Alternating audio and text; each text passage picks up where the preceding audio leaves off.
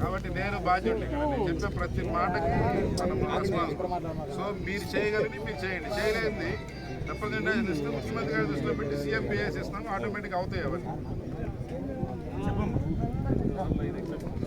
ఏం పెద్దమ్మా ఎక్కడా నీది? ఎన్ని ఎకరాలు అది?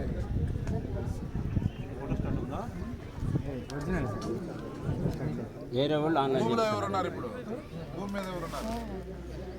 భూమి నీ దగ్గర ఉంది కానీ పొలం కాగితాల్లో నీది లేదు. ఏ ఊరు అయింది? చెప్పు చెప్పు ఈ పలానా ఎక్కింది తెలుసుగా చదువుతాండ్రా వెళ్ళిందని నా పని పలానా ఆన్లైన్ చెప్తాను చెప్పు. భయం చెప్పు.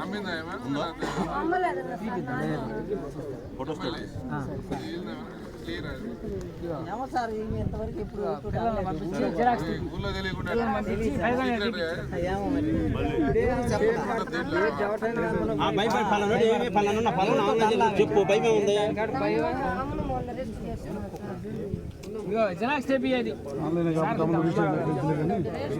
పిల్లలు పంపి గంజా పంపి